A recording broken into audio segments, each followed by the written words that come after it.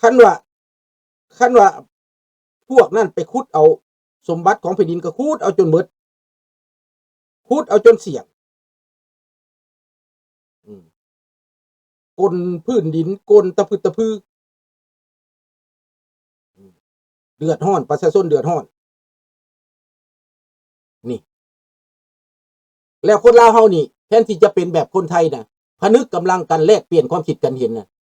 ยากสบายดีน้องระดาวรเด้อยากสิเข้าใจลุงก็ลำบากใจอยู่เด้อแนวนี้เด้อลำบากใจน้ำลูกน้ำหลานลำบากใจน้ำคนลาวในประเทศบ่แม่นบ่ลำบากนะแต่ว่าทำหน้าที่นี่โดยบ่ได้อิดได้เมื่อยบ่ได้ท้อได้ถอยอย่างดอกเพราะว่าเห็นโลกนี่มันเปลี่ยนไปคิดว่ามื้อหนึ่งมันต้องเปลี่ยนเพียนของเราแน่ๆบัดนี้แต่ถ้ำยังติดอยู่ตะเวนออกกลางเวเนซุเอลาก็ผ่อนเบาไปแล้วติดอยู่ปัญหาภายในของประเทศอเมริกานี้ที่พวกเดโมแครตกำลังสร้างความยุ่งยากให้เท่าถ้ำนี่นะอันนี้ลุงก็กังวลอยู่แต่ว่าสำหรับโปรเจกต์เอเชียแปซิฟิกนี่มันไปแล้วไปแนวใดวะสันก็คือลุงบอกมาหันแหละเขาไปแล้วเขาอยากให้เตรียมตัวรอเรื่องนี้แหละเข้าใจ1%ลุงว่ากว่า1%อยู่กว่าเด้อคนอันประชาชนหั่นน่ะบ่มีมันบ่มีหยังปานใดดอกบ่มีหยังปานใดแต่ว่าคนที่มีการศึกษามาเข้าใจหลายกว่า1%หลานเพราะว่าเห็นอยู่บ่ไหนเห็นอยู่บ่ว่าเขามาแท็กหลังบ้านลุงพี่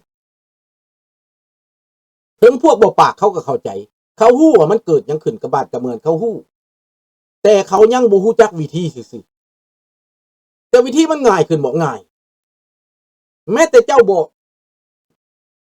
ในปัจจุบันนี้พวกสาวหนุ่มมันน่ะเป็นบ้าไปเป็นทหารไปสมัครเป็นทหารลุงก็บ่ได้บอกว่าบ่ให้ไปเป็นทหารไปเป็นโลดถือปืนไว้โลดฮอดยามละปิ่นปลายปืนคืนใส่มันคันลุงฮ้องมื้อใดปิ่นไปปิ่นคืนโลดยึดอำนาจโลดนี่ให้ไปเป็นโลดทหารเป็นหลายๆอันพวกไปตายน้ำรัสเซียก็มันไปตายแล้วก็ฮู้จักแล้วบ่คืนมาแล้ว 3-4,000 คนที่มันเอาไปนั่นแม่นบ่คืนมาแล้วตายเบิดแล้วเด้อบ่ตายก็บาดเจ็บแหละมาบ่ได้แล้วรัฐยูเครนเฮ็ดนั่นดับเบิดนะเดือนหนึ่ง 35,000 ตายยูเครนจัดการ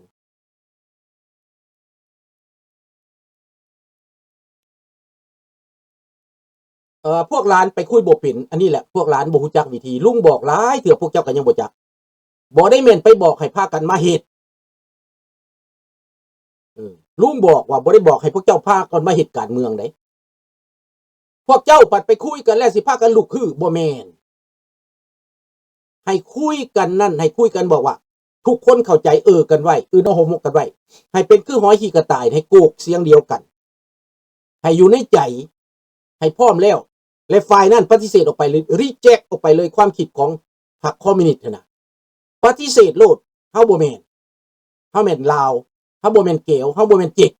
เฮามาในความคิดเป็นลาวนี่ 100% เบิดทุกคนให้มีแนวความคิดเป็นลาว 100% ปกปักรักษาผลประโยชน์ของคนลาวผู้นำนั้นมันเป็นเกวเบิดภาครัฐเป็นเกวเบิด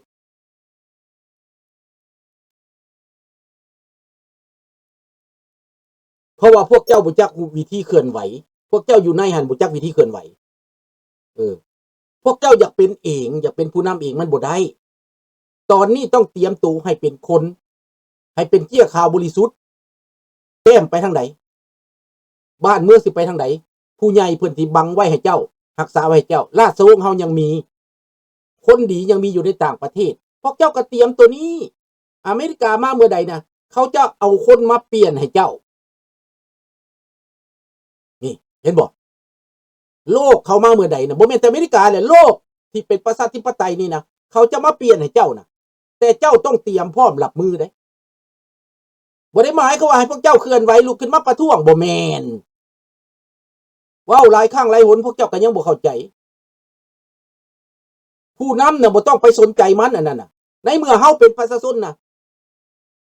ป่าถ้าป่านี้จากน้ำแล้วก็เป็นน้ำวังละล่ะบ่มีหยังบ่มีป่าประเทศก็เป็นประเทศซื่อๆประชาชนบ่เอานำแล้ว เจ้าตกเองเจ้าบ่ต้องไปโทษแต่ผู้นำแต่เจ้ายังอุ้มผู้นำอยู่เป็นทหารเจ้ายังสนับสนุนมันอยู่ตำรวจเจ้ายังสนับสนุนมันอยู่คนสัวพวกเจ้าก็ยังหนุนมันอยู่พวกเจ้ายังบูชามันอยู่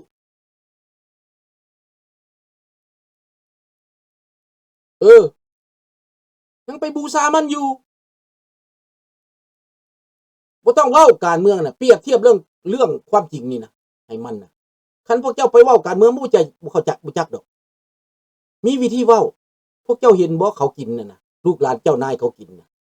เห็นบ่เขาทำลายประเทศชาติพวกเฮาบ่เห็นบ่เฮาเป็นเจ้าของแผ่นดินเด้เฮาเป็นเจ้าของคนลาวเด้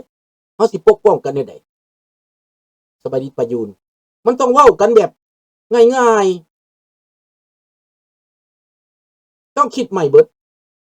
ตามลุงเห็นมาแต่ก่อนนั่นมาเถียงลุงนี่นะมาด่าลุงได้บางคนน่ะคนลาวพวกต่อสู้ลาวสมัยก่อนมาตอบโต้บ่ถูกใจเพิ่นเด้ลุงว่าบ่แม่นแนวนั้นลุงบอกแล้วถ้าพวกเจ้าสนับสนุนลุงนี่ลุงก็เอาไปต่อให้อันมหาอำนาจเขาลุงนี่เป็นคันสิว่าล่ะเป็นเมสเสจเป็นนักข่าวสารไปต่อให้มหาอำนาจเขาแล้วลุงนี่เป็นขัวต่อให้พวกเจ้าสิไปหาฮอดมหาอำนาจได้เองวะถามแน่พวกเจ้าสิมีปัญญาไปหามหาอำนาจเขามาช่วยเหลือเจ้าเองได้บ่ได้คันบ่ได้พวกเจ้าเป็นพวกเจ้าเป็นหยังก็หมายก็ว่าเป็นมวลชนว่าซั่นไปลุงนี่บอกถามเขามหาอำนาจเขาถามว่าประชาชนลาวพร้อมเจ้าหลายปานใด 70% ถ้าคอยมานี่เขาสิพร้อมเฮาบ่เขาสิเข้าใจเฮาบ่เข้าใจเหมือนดังคนอิหร่านเขาเฮ็ดน่ะนะเขาห้องหาอเมริกาห้องหาราชวงศ์เห็นบ่อันนี้เจ้ากับผู้ใดผู้นำเจ้าราชวงศ์คันสิไปฮอดราชวงศ์เจ้าประสานงานกับไผลุงสุนทราพอเราเว้าเรื่องราชวงศ์คันประชาชนอยู่ข้างลุงเบิดแล้วนะราชวงศ์ก็มีเหือมีแฮงโลดเห็นบ่พอราชวงศ์เพิ่นติดต่อพวกเจ้าโดยตรงบ่ได้เด้เพิ่นบ่มีเวลาสิมาติดต่อเจ้าโดยตรงได้เห็นบ่ลุงนี่เป็นผู้หนึ่งที่จะประสานงานประสานจิตประสานใจร่วมคนลาวให้ราชวงศ์เพิ่นบ่แต่งกระตาเพิ่นบ่เฮ็ดกระยาแต่ลุงมีใบแต่งตั้งเด้อพวกเจ้าก็ยังบ่ฟังพวกเจ้าก็ยังฟังบ่ออก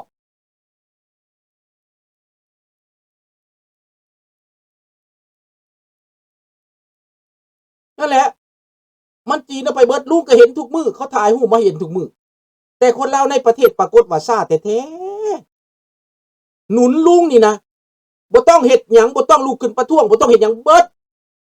สบายดีน้องจันทวีเพียงแต่ว่ามักไผมักลุงสุนทราหนุนลุงสุนทราการเมืองความคิดแบบนี้นะลุงสุราหนุนไผหนุนราชวงศ์และไผสิกลับมาปกครองบ้านเมืองแม่นราชวงศ์เพิ่นสิกลับมามหาอำนาจเพิ่นสิกลับมามีแต่ราชวงศ์เท่านั้นที่จะรวมคนได้อันกลุ่มการเมืองเล็กน้อยที่โจมตีกันป่องเป่งเฮาบ่ไปสนดอกอย่าไปสนอย่าไปหลงทางก็เคยบอกมาแล้วเพราะว่าเขาสิหลอกเฮาไปตายเขาสิตัวเฮาไปตกเหวบ่ต้องไป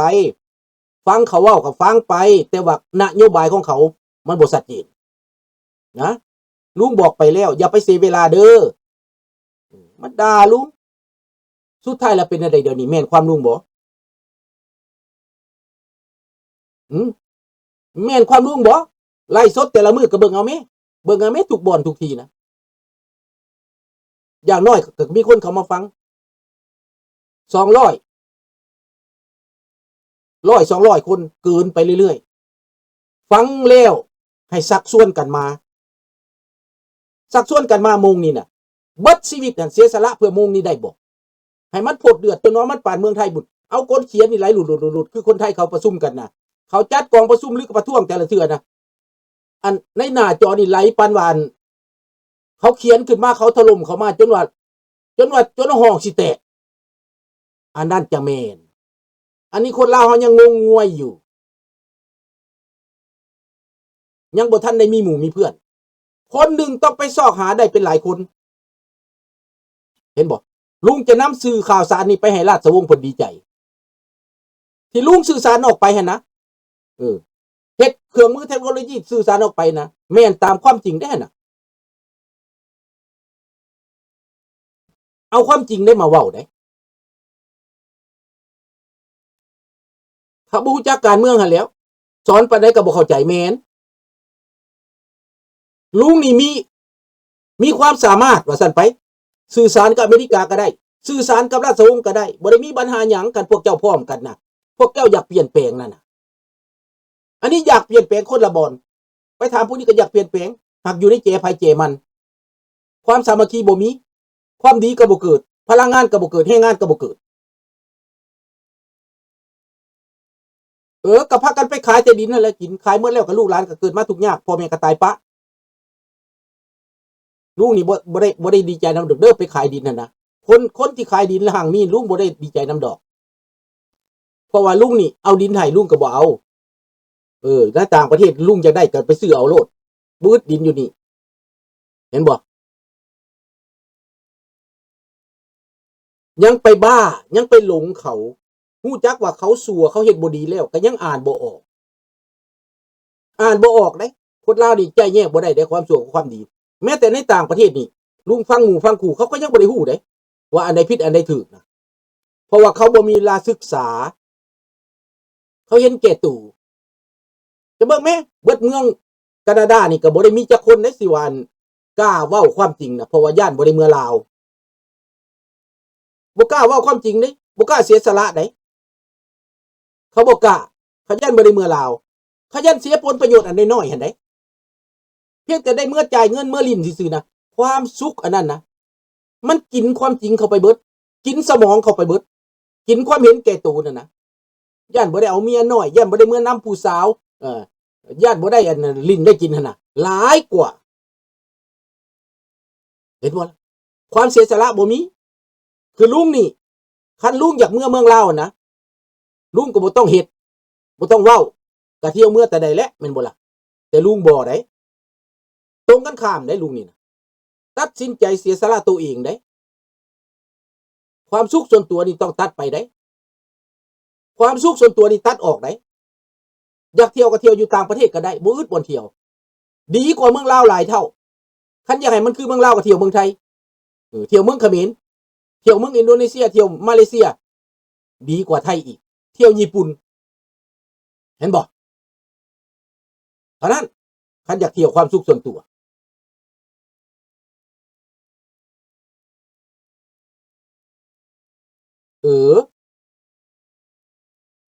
ความจำเป็นมันก็ขายไปเบิดนั่นแหละขายกินเบิดนั่นแหละคันขายกินเบิดแล้วอันเดิมแม่คนไทยก็เคยถูกมาแบบนี้ก่อนสมัยก่อนเจ็กมามันเจ็กมาแต่เมืองเจ็กมาอยู่เมืองไทยเขาซื้อเบิดก็กว้านซื้อเบิดดินวันแล้วเจ็กพวกนี้เขากลายเป็นเศรษฐีดินเป็นราคาในกรุงเทพเป็นเจ็กเป็นเจ้าของเบิดคนไทยแท้ๆต้องหนีไปอยู่บ้านนอกบ้านนาต้องบ่มีดินมีดอนเห็นบ่ล่ะต้องทุกข์ต้องยากขายดินขายดอนเบิดแล้วเจ้าที่ดินเนี่ยเป็นเจ็กเป็นจีนเบิดเป็นนายทุนเบิดคนไทยก็ตกทุกข์ได้ยากคือคนลาวเฮานี่แล้วเห็นบ่เฮาเป็นบทเรียนแล้วขายดินขายดอนนี่นะคันผู้ใดรักษาดินดอนไว้ได้กับผู้นั้นอยู่ดีกินดีดินดอนนั่นแหละเป็นเลี้ยงคนนะแต่สมัยก่อนบ่มีเมืองบ่มีหยังนะก็เป็นดินดอนนั่นแหละเลี้ยงคนนะเข้าป่าหน้าน้ำอยู่ไสก็เป็นดินดอนเบิดเลี้ยงคนนะขนาดประเทศอิสราเอลคือลุงเว้าให้ฟังนะอิสราเอลน่ะเป็นทะเลทรายนะเขายังสามารถขายผลปลูกเขายังสามารถเลี้ยงสัตว์เขายังสามารถเจริญหั่งมีได้ดินทะเลทรายได้แต่ประเทศลาวนี่ดินดำน้ำซุ่มลุงบ่ออกจักเถื่อหลายคนบอกเอาออกนะแม่นะเอาแต่ของเก่าหลายว่าซั่นบ่จะเบิ่งแม่หลังลุงนี่นะป่าไม้ได้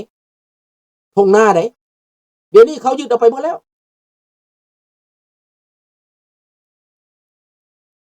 เห็นบ่ล่ะ